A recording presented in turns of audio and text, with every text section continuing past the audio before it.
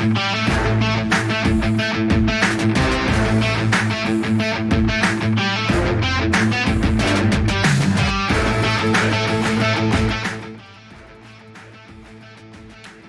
is happening, fellow Hoops fans? We are back for another episode of the Last Shot NBA show. You already know who I am. I'm your host, Nick Metallinos.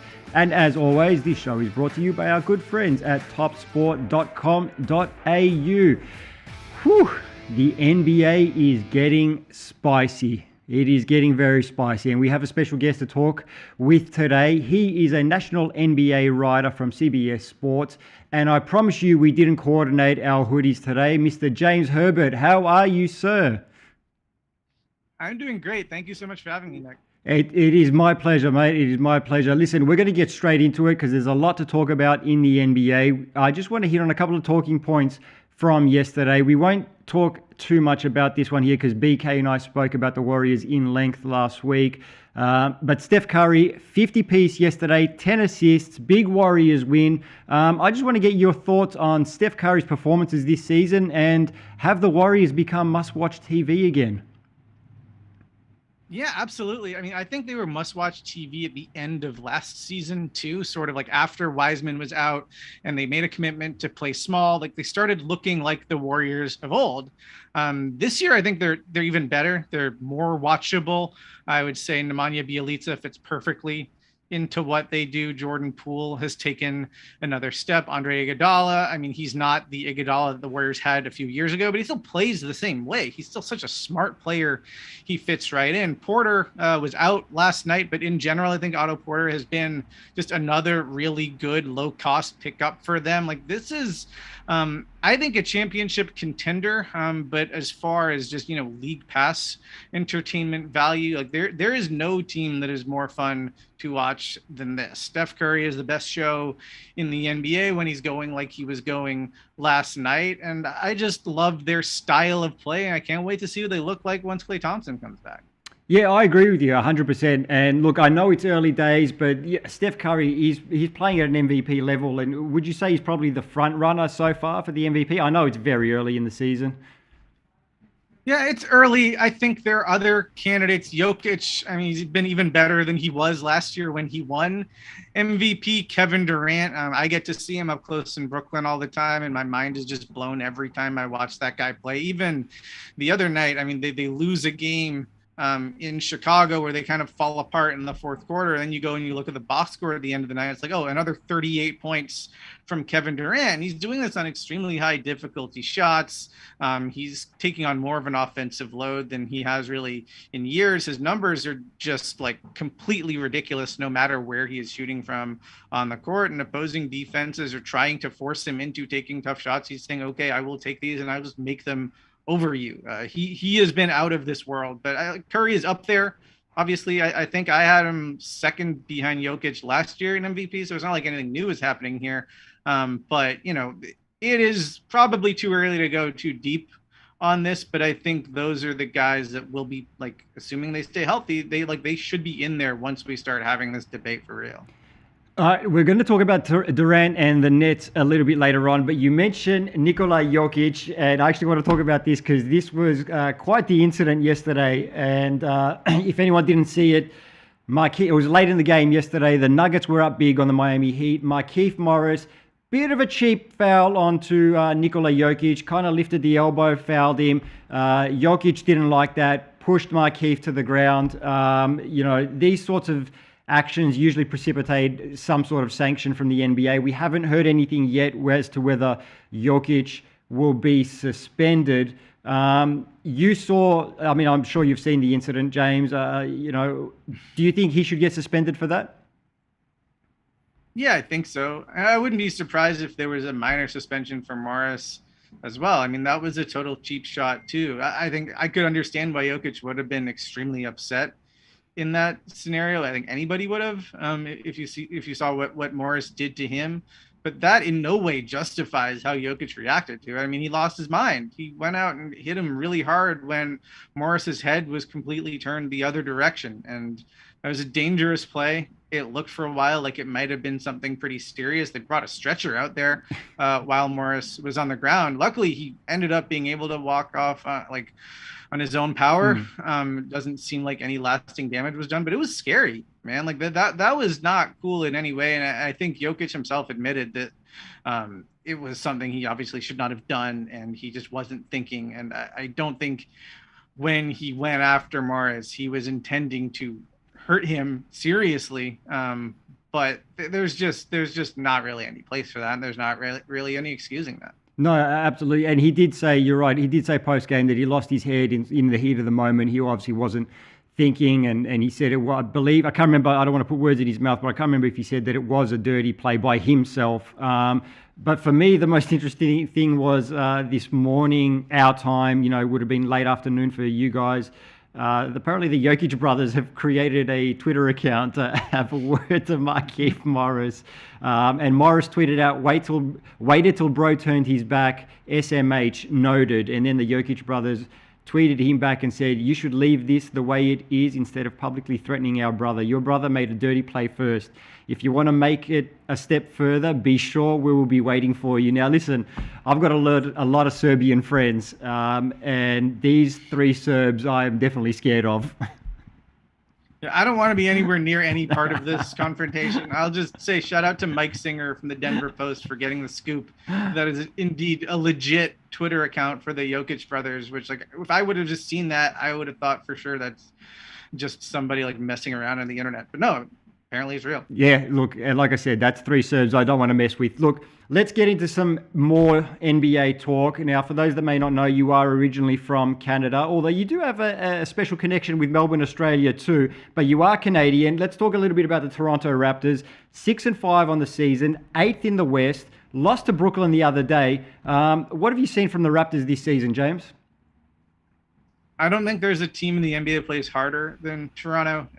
The Raptors style is something that I think has been really appealing just from a league pass perspective for the past few years. I mean, they try to turn teams over. They get out on the break. They play a bunch of sort of interchangeable, long, athletic guys. They're a super modern team. Positions don't really matter half the time when you're watching them. They throw out different zones. They trap. They switch a ton defensively. You knew they had the capability of being a really good defensive team coming into the season. You knew they might also struggle a little bit in the half court. But I've just been really impressed with a couple of little areas of development from some of their key guys. Scotty Barnes, I'm not sure people anticipated, even if you were really high on him as a long-term prospect, I'm not sure people thought that you'd be talking about him as like, maybe this is the rookie of the year. I'm not sure that people thought he was going to have this much of a scoring mindset and attacking mentality, or that he was going to be able to get these buckets from the mid-range or in like one-on-one situations the way that he has. I mean, he's an extremely mature player for a guy that's like still really just a kid. And I've been super impressed with not only what he's done on defense, which has been nuts, what he's done in transition, which, you've seen the highlights, but even in the half court, I think he has brought some juice to the Raptors attack in the half court. And then beyond that, you've seen, Van Vliet's making all these mid-range jumpers. Gary Trent has become Mr. point of attack defender, leading the league in steals and deflections, and becoming that sort of 3-and-D guy the Raptors, I think, envisioned when they made the trade for him. It didn't quite get when he was basically more of a gunner for last season. So yeah, I mean, I think they are a good team, but they are an extremely entertaining one. And even the game they played against the Nets in Toronto the other night, like, Brooklyn had to play a really good game to beat that Raptors team. Then Toronto had the lead at half. I think they were making the Nets really uncomfortable, and the Nets had to be pretty sharp to earn that win on the road. And I think you're going to see a lot of that, where the Raptors will beat teams, or at least push teams, that have more firepower than them throughout this year.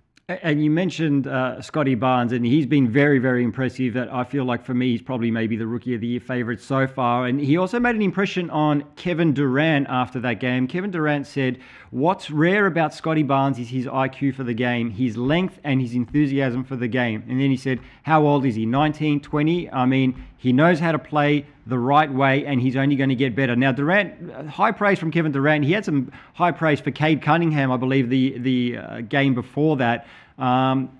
do you look at Scotty Barnes and again, we're talking very early days, but is he the front runner for Rookie of the Year?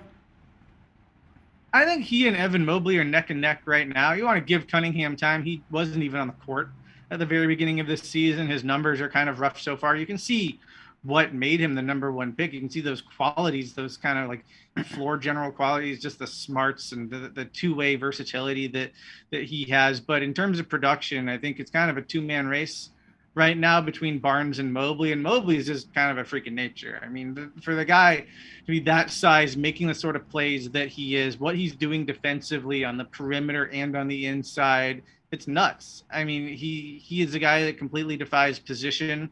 And I mean, if he keeps scoring like this and shooting like this, you're talking about potential franchise player, superstar, all NBA guy, all of that stuff is in the mix down the road for him too. And I think you saw, again, it's sort of the same idea as it is with Barnes, is these are high upside guys when they were drafted and you knew what the potential was, but I think both of them are farther along, particularly on the offensive end, than the experts sort of thought they would be at this stage based on how they looked in college. And now, of course, also bringing a guy like Pascal Siakam back, who missed a few games with injury. I think he's coming back. He's going to work himself back into sort of game shape. Where do you see the Raptors finishing this season? Yeah, I think we have to see what they look like with Siakam and how this is all going to work. But I was encouraged with how it looked in game one. I love that they just threw him into the starting lineup next to Barnes and Anunoby and just said, well, this is the front court. They're not going to necessarily need a conventional center out there. I thought last year, as weird of a season as that was in Tampa, there was a stretch before everybody or half the team got COVID, where the Raptors were turning their season around. They got, they started 2-8, they fought back to 500, and during that stretch, they were not starting a traditional center. They were playing with either Pascal Siakam or OG Anunoby guarding the tallest player on the other team. And now I think whether that task falls to Siakam, Barnes, or Anunoby can kind of change night to night. But I think that's the beauty of having all of these versatile, multi-positional, big, strong, and also fast and creative players on the team. You can just sort of mix and match everything. And I think, to me, like coming into the year, I think I had them 8th. So I'd sort of pegged them as a play-in team.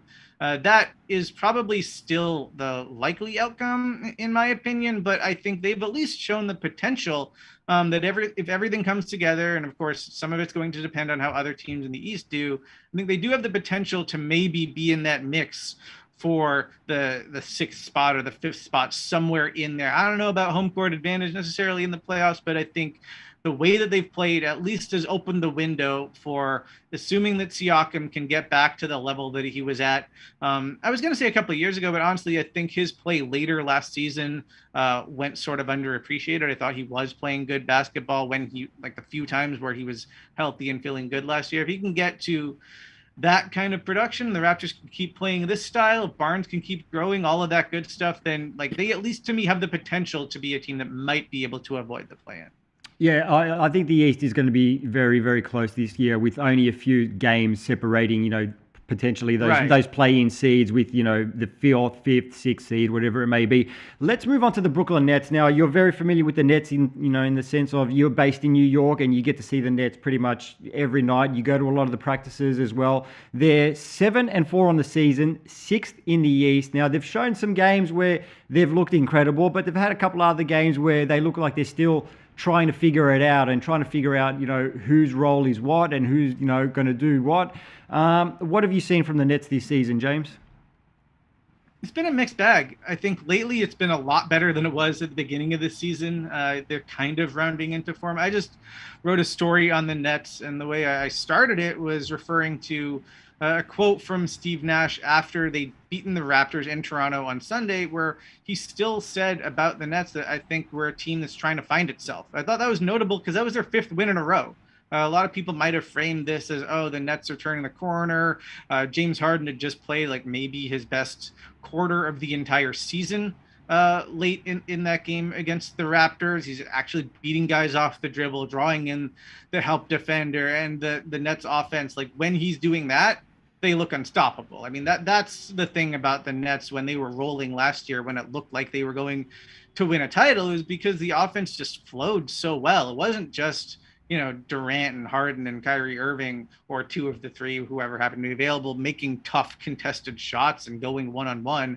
It was those guys, in particular, is usually Harden, getting into the paint, drawing the defense, and then the opposing team would just have such trouble rotating and getting out to then stop Kyrie Irving or Kevin Durant from making a play against a player trying to close out on him, or trying to get to Joe Harris, who's in the corner, when you also have to worry about these other, future Hall of Famers on the court at the same time. I think we haven't seen enough of the Nets getting to that level this year. We have seen it for spurts. We have seen it in some games. Really, we've seen it for like parts of some games, right? Like we know what they're trying to do, and I think they're still working toward getting there. James Harden, I think he's starting to get his legs under him, and when he is playing at an all-star level, maybe a near MVP type level every night, if he can get there, then I think that will solve a lot of the problems that they have. But I think you've seen some growing pains. They try to get more familiar with each other. It's a different team. It's a bigger team than they had last year, and it's a different team they expected without Irving. So I'm very encouraged by the defense that they've played so far, and I'm encouraged by what we've seen recently on the offensive end. But I still think they're working on trying to get everything humming at the right time. You mentioned Kyrie Irving. I do have to ask you, I know that the New York City mayor-elect Eric Adams recently said that he will not be changing the vaccine mandate. So that means that Kyrie will probably not be able to play in any of the home games this season. So do you think he will play at some point this season? Or what's this, how is this situation going to play out, do you think? Yeah, it's a difficult thing to predict. Even the Eric Adams statement, I don't totally take him at his word there. I watched that interview he did with CNN, and like, if it were just him saying New York is not changing anything and that's end of story, Kyrie Irving will have to get vaccinated if he wants to play, that would be one thing. But he said some other stuff that was kind of confusing, at least for me, because he kept framing this as an issue between Kyrie Irving and the NBA, and saying, well, the NBA and Kyrie Irving they need to sit down and work things out. This has nothing to do with New York. And that's just flat wrong. It is not an issue between Kyrie Irving and the NBA. There are other unvaccinated players who are playing because they do not have a city law that prevents them from doing so. I mean, we know who some of them are because they've come out and talked about it. We know about Bradley Beal. We know about Trey Burke. There are other examples around the league. So I'm not quite sure that Eric Adams is clear on his sort of role here and the city's role here and why Kyrie Irving isn't playing. So I hesitate to even assume that there's no chance that he's going to change anything. That's sort of a wild card for me. As for whether or not Irving will decide to get vaccinated, decide to come back, I mean, I would hope that he chooses to do so. I think that would obviously be best for everyone. And if he doesn't, then the Nets would, they'd sort of have to consider looking into what trade offers are out there at a certain point. They're all in. They're as all in as any team has ever been, probably in the history of the NBA. So I don't think they want a max contract slot just sort of going to waste if the law doesn't change and if Irving doesn't get vaccinated. So I am more in the business of just kind of following this story because it's very interesting and there are a lot of different ways that it might play out than I am in trying to predict and project what might happen at this point, because I've had my thoughts throughout this and I've probably been wrong about all of my instincts so far. So what do I know? Hey, I'm with you on that. What do I know as well? But listen, I agree with you. The Nets do have a very small championship window, so they do need to maximize this. Prior to all this happening, I picked Milwaukee to come out of the East. I wasn't totally convinced that this Brooklyn Nets squad could make it through. Now, without Kyrie Irving, obviously Milwaukee has just been cursed by injury so far this season. Hopefully they get healthy. I'm still not convinced that Brooklyn has enough to win the championship, but hey, again, what do I know? We'll have to wait and see. James, we're going to let you go because you are a very busy man. Before we let you go, though, we're going to take a look at some of the games for today. Only 3 games on the schedule today. We have the Bucks at 76ers, Hawks at Jazz, and Trailblazers at Clippers. Now, the Bucks are favorites there, $1.37. The line's at 6.5, and the total's at 216. Quick prediction on this one, James. Who do you like? I'll take the Sixers because it doesn't seem to matter who has been available for them all season. They win games that don't make sense. I don't know how the hell they're doing it. They have a skeleton crew roster right now. I just think that's kind of the funnier pick. So I'm going to do that, and I'm willing to look like an idiot. Yeah, well, you know what? I'm going to go with the 76ers as well, just because Milwaukee they're in trouble with some injuries. So I'm going to go with 76ers. Hawks at Jazz. Jazz, one of the hottest teams in the league. Hawks not really living up to some expectations. Jazz $1.28 favorites. The line is at 8. Total is at 225.5. I'm going with the Jazz in an easy one on this. Yeah, I'll take the Jazz. I mean, the Hawks are on a back-to-back after dealing with the Steph show last night. I think the Jazz are a tough team to play in that situation. They really test you.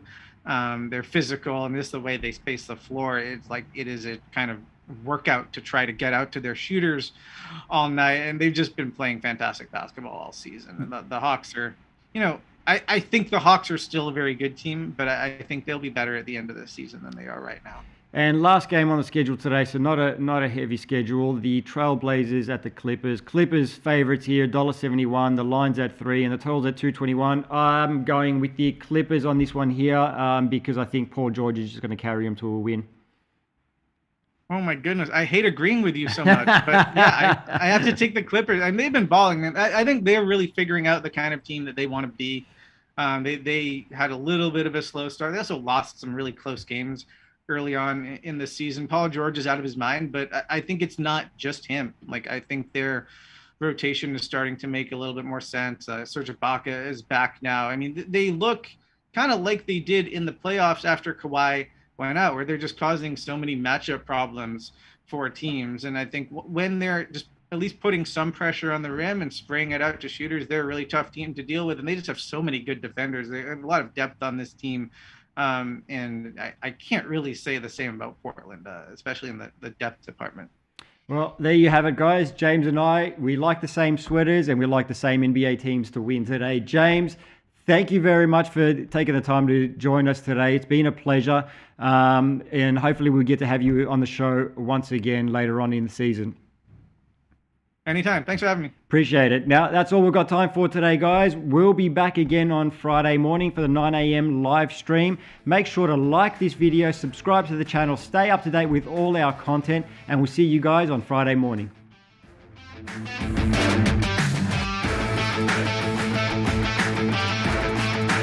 Beautiful.